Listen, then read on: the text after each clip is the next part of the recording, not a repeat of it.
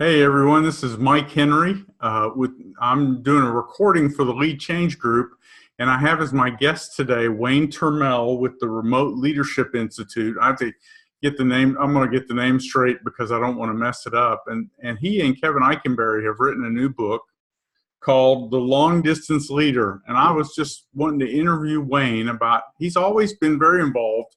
I think we've been connected through social media and things like that for 7 or 8 years. I've always known you to be involved in leadership, project management, and remote and distance types of things. And so I was really tickled to see that you and Kevin had written this book. It's great to have you. Well, it's great to be had, Mike. And yeah, we go back to probably the latter days of the Cranky Middle Manager show. Yeah. So it's been a while, man. So it's good to actually talk instead of just. But that's the thing about virtual, right? People say, oh, it's not the same, but you can build some pretty good collaborative relationships. And this is the first time we've actually seen each other, and we're not even face to face, really. Yeah, exactly. So tell me about the book. The book, The Long Distance Leader, Rules for Remarkable Remote Leadership. Kevin and I have been kicking this around for a while, and we really started with the premise of why does leading remotely feel so much more difficult? Mm-hmm. And just years of talking to people and understand. I mean, leadership has always been difficult, but Peter Drucker said the greatest management job of all time was getting the pyramids built, and we've just been trying to live up to that ever since, right? Which is true, except that the guy who built the pyramids was at the pyramids. He wasn't trying to flog people by email. Yeah. And so, this started as a conversation as Kevin and I were merging our companies, and it just eventually came to, it's different, but not as different as people think. And if you stay focused on the idea of leadership and doing what leaders need to do, you'll be okay, because it's not what we do as leaders that changes so dramatically. It's how we do it. Uh-huh. I like to remind people that Genghis Khan ruled half the known world and never held a WebEx meeting. So this may feel awfully new, but at the end of the day, people have been making it work for a long time. Yeah. Well, very cool. Very cool. So give us a tip or two. Give us some pointers about, I'm involved in some remote leadership. I would love to hear some of your best kind of thoughts. What's a quick thought of something that we need to take into consideration when we're in a position of trying to lead a remote team? Sure. Well, I'll give you one that seems like a blinding flash of the obvious, but is really critical, and then one that's maybe a little bit out of the normal box. We broke the book down into 19 rules for leadership. And rule number 1 is the blinding flash of the obvious, but the one that gets us in the most trouble, which is think about leadership first, location second. And what does that mean? Well, if we're thinking as leaders and we're doing what we should do, we know we need to coach and set the vision and manage performance and delegate and do all that good stuff. Yeah. But sometimes we freak out because we're not there, right? Which can lead to things like attempting to micromanage, which is by definition impossible, right? All you do is make everybody crazy. But the other thing that it leads to is taking the easy way out. And here's what I mean by that. If you are the kind of leader who doesn't like confrontation, and you are kind of reluctant to have those conversations anyway, it's really easy to send that after hours email and say, there, I did it. Yeah. Rather than either getting on the plane, or if that's not an option, setting up the webcam and doing what we're doing, right? Having a webcam conversation, at the very least, a live, in the moment, in-depth phone conversation. technology allows us to do some wonderful things, but it also allows us to do the wrong thing really easily. Yeah. But if we start with the first principle, which is, as a leader, what should I be doing? There's usually a way to make it work. So that, I would say, is the biggest, it's the first, it's the guiding principle that everything else under the book falls under. As I'm scanning down the list here, I think that the one that we need to, that I think is most relevant to your work, Mike, is the notion that we have to accept that our beliefs and our self-talk are going to have a greater influence on us when we work remotely, because we're left alone with the voices in our head a lot. Yeah. And I'm going to say something that freaks people out, but I think is really true, which is people who subscribe to the notion of servant leadership and take that very seriously tend to struggle working remotely, because under the guise of serving others, we tend to take all the heat and we put more stress on ourselves. And if somebody's staying up late to attend a conference call, we're going to take the bullet, and we're the one that's going to miss dinner, and we're the one that's going to work the longer hours staying connected. And so that under the guise of being good servant leaders, which we want to do, it's really easy to burn out. And so it's critical as a leader that you be able to set boundaries, and that you be able to get feedback in ways that are really valuable to you. Yeah. And I think, and I've certainly been guilty of this, and I'm sure you have too. You know, there are things like, I would never ask my team to do anything I wouldn't do, but I remember somebody on my team once stopping me and saying, okay, what is it exactly that you wouldn't do? Because, you know, I was answering emails at 2 a.m. and I was flying to Brazil for a 12-hour class. And I was, you know, I mean, I was doing things, trying to go above and beyond. But it was A, burning me out, and B, it was sending the message to the team that there were no limits, which is not fair or right either. Yeah. And of course, without the regular feedback, you know, when I talk to somebody and I tell them something and they get a look of horror on their face, I can second guess what I just said. Yeah. But when you don't get that feedback, we're living in our own head. And for the megalomaniacs, of course, that means your bad ideas don't go unchecked. And for those of us who suffer from second guessism, yeah, it's really easy to become kind of paralyzed or frozen. So that, I think, is the self-talk and making sure that you're getting feedback and input, trustworthy feedback and input is really critical. Yeah, I think that's a great point about the feedback. And because I think a lot of times we got to find new ways to deliver feedback to people when we notice that our teammates aren't reacting well to a video conversation or to email or to whatever the model is. I had a team member one time, and it didn't matter how I approached them. They seemed to always overwork because they were doing some of what you were talking about. They were letting the voice in their head tell them they had to do all this extra work, although I felt like I was being pretty clear that that was not required. And, yeah, it's really interesting. There are some dynamics that happen. Harvard Business Review showed that, you know, if you're worried that your people aren't working from home, it's probably needless, because in terms of productivity, people who work from home and away from the office get more done, which sounds like great news, right? I mean, first of all, it is. You don't have to micromanage them. They're going to get the stuff done. But there are two caveats to that. First of all, what gets done is the stuff that is in their direct control. They get their tasks done. They focus on their work, which if you've got a bunch of individual contributors is fine. But what doesn't get done is the collaborative brainstorming, bouncing ideas off each other, that kind of stuff. The second thing is that, yeah, they get more done because they work more hours. People who go to the office, spend an hour a day at least an hour a day in traffic, and then they get to the office and they go to the coffee pot and they have conversations, and they've got social interaction during the day, but then they leave the office at some point. Yeah.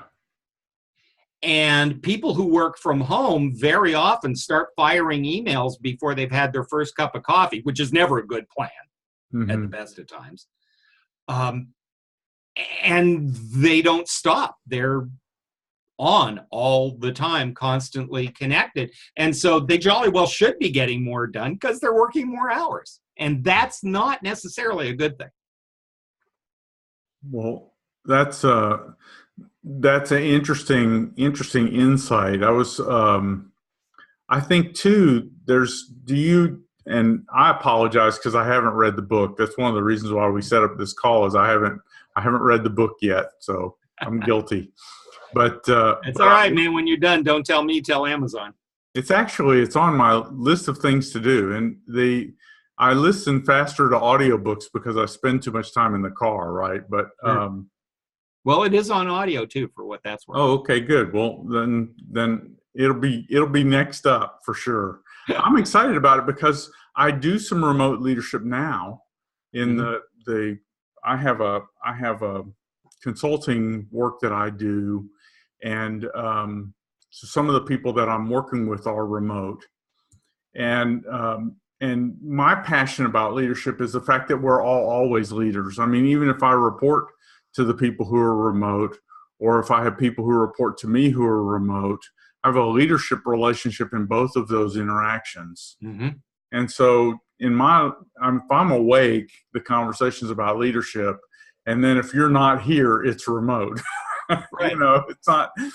Well, again, it's leadership first. Yeah, that's right. You've got to keep that in mind. And so many people, this is true of any kind of work, right? Mm-hmm. People look at the constraints and they let the constraints guide the work rather than looking at the work and seeing how to make it happen inside the constraints. And that sounds obvious, but when you have a question, are you going to go to the person that you have to ping them and see if they're there and reach out, or are you going to look out and see the first person in the cube farm and put the arm on them? Yeah.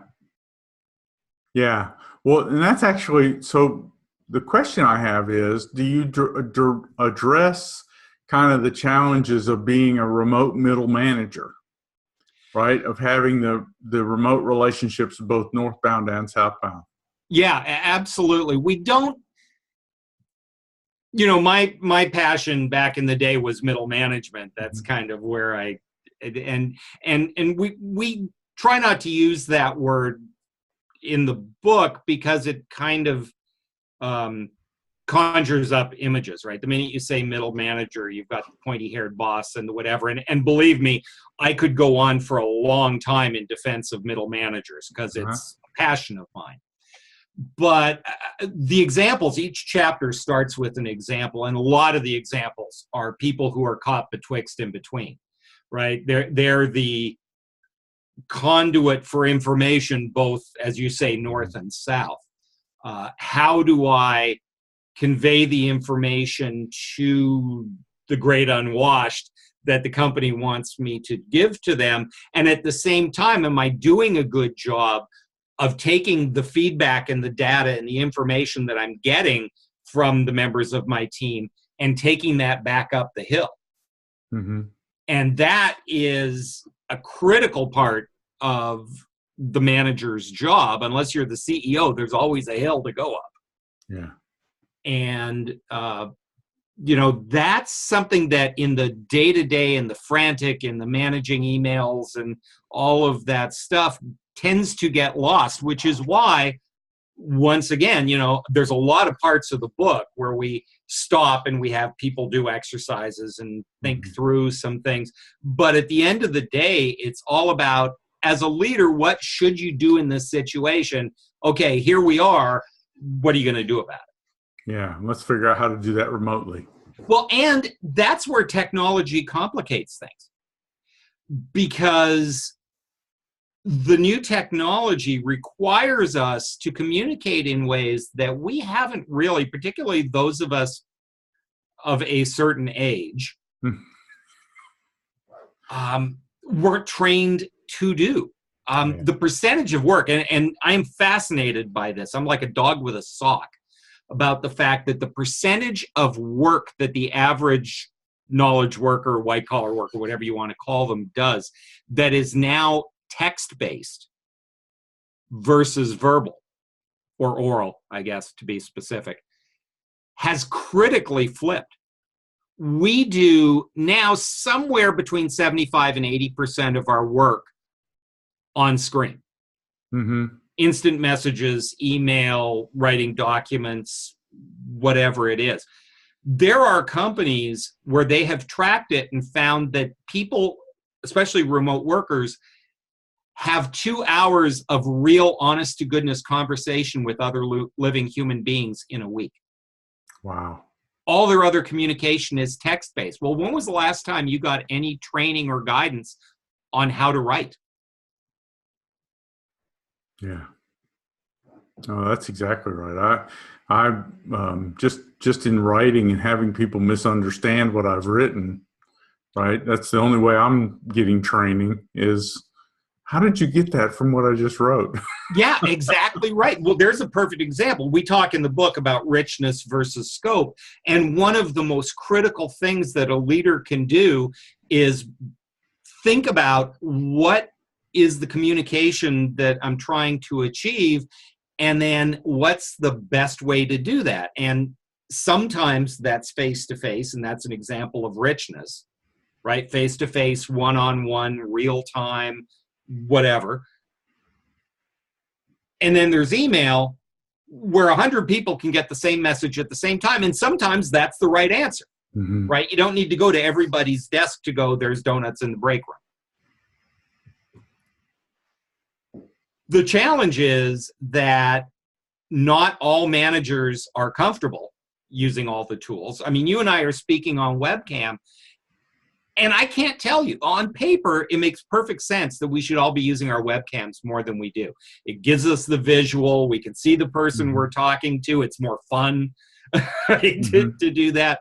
And yet, a lot of people, because of convenience or because they don't like seeing themselves on screen or whatever, will refuse to use their webcam and settle for a less rich, less effective form of communication. Well, then you're using the wrong tool for the job.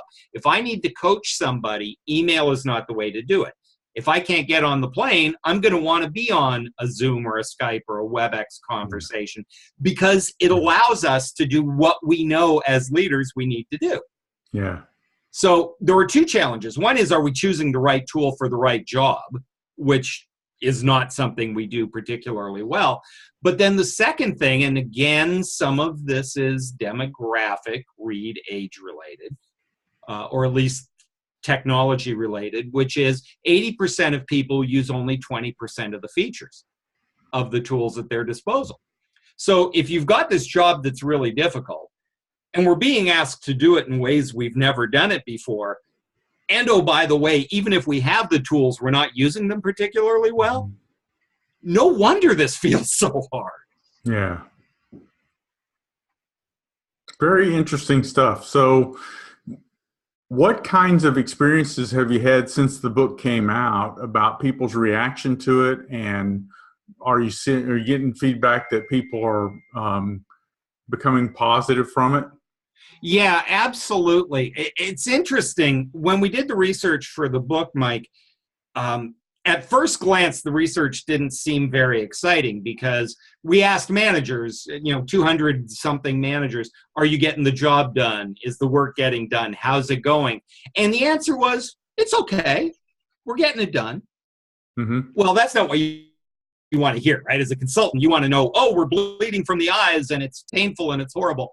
But when we dug under those numbers, what we found was that it's okay because the leaders are working twice as hard. Yeah. It's duck on the water time, right? Yeah, the stuff's getting done, but we're paddling harder than ever. And a lot of the managers were going purely on their gut because they had no clear training or guidance or whatever. They were just making it work as best they could. Mm-hmm. And the number one reaction that we're getting from the book is,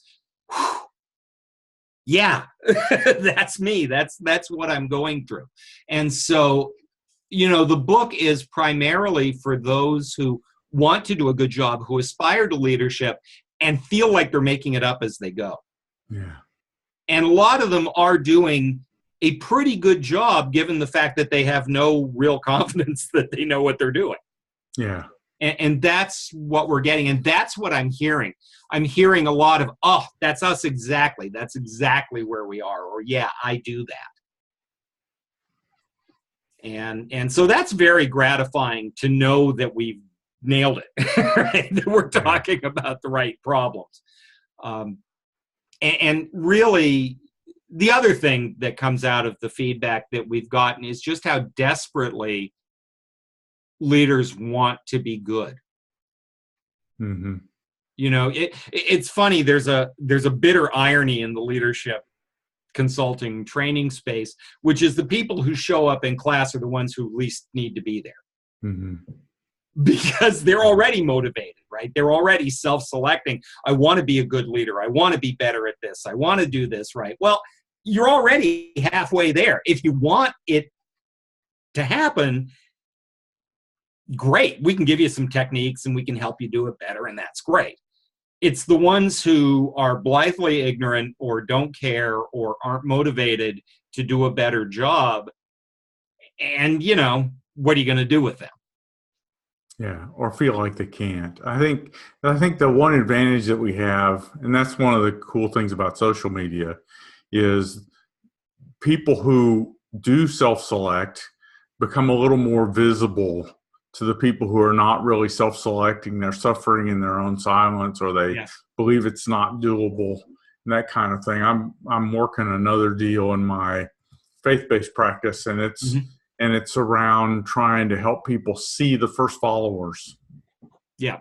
Right. And I think that's what it'd be a great thing to do with your remote leadership thing too. And part of the reason why I'm doing a lot more video interviews now, both in the faith-based world and the leadership world, is just to get on camera with people and to have these conversations, because they're better conversations than phone conversations, because we can see each other. And we can share some really cool ideas. And you know what? There's a lot of resistance to using this, but it's kind of interesting. And I did this little experiment on you when we started connecting, is when we knew we were going to talk live about this, my question to you was, you want to talk by phone or webcam? Mm-hmm.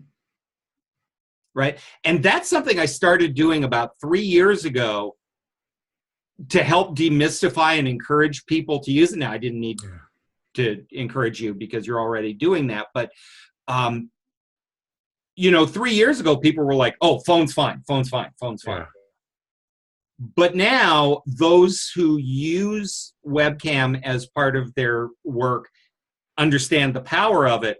And those who don't, it's easy enough and intriguing enough that they're willing to give it a shot. Yeah. And so I'm probably up to now half my client conversations happen on webcam. Mm-hmm. And an inordinate number of internal communications happen that way. Yeah. But you got to start, and you got to think about, okay, phone would be great. I'd love to talk to Mike on the phone, and that's fabulous. But wouldn't it be better if? Yeah. No, I agree. It's kind of funny. So my office at my client location right now it's not set up well for video. And that's one of the things that I'm working on changing, so that we can do better video conversations with people, because some of the team is remote. And I hate it even because we'll do a conference call and the people who are all here in Tulsa will dial in. Right. And it's like, the bad conference call jokes they just get magnified, right? So, well, it's funny too, because I've got clients who say, well, this is great, Wayne, but we're not remote. Everybody's based here in the office. And then I remember one in particular, I was walking back to her office and walking past the desks, and easily 50% of the desks were unoccupied. Now, they belonged to somebody. There were pictures of the kids and the cats and all that stuff, but they weren't there. And I said, well, where are they? And they said, well, so-and-so's working from home. So-and-so's in Denver today, whatever. And I just looked at her and went, tell me again how you guys don't work remotely. Yeah, exactly. Exactly. Well, let's do this. We're about out of time. Tell everybody about the book, and then I'm going to put some links to how to connect with Wayne in the show notes down below here. And but give them the book title again and tell them how to connect with you. The Long Distance Leader, Rules for Remarkable Remote Leadership, is available, honestly, wherever you buy books. Apparently, we are rock stars in the Atlanta airport. Oh, cool. Who knew? I keep getting people sending me pictures on Twitter going, look what I found in the Atlanta airport. There are two ways to do this. One is there is a website for the book called longdistanceleaderbook.com, which has a sample chapter and some giveaways and all kinds of good stuff. You can buy the book, obviously, anywhere that you can buy books. But where you are going to find a lot of good value is at remoteleadershipinstitute.com, where we have our blog, where we have tons of free downloads and resources, and as well as, you know, various ways that we make a living by helping companies do that. Mm-hmm. But there's a lot of resources there. And if you're just trying to figure out where your team is with all this and where you are as a leader, that's a decent place to start. Okay, well, thank you very much. I really appreciate this, and look for this. I'll be sharing this soon, so everybody get a copy of the book. I'll be getting mine, and we'll talk more later. Thanks a lot.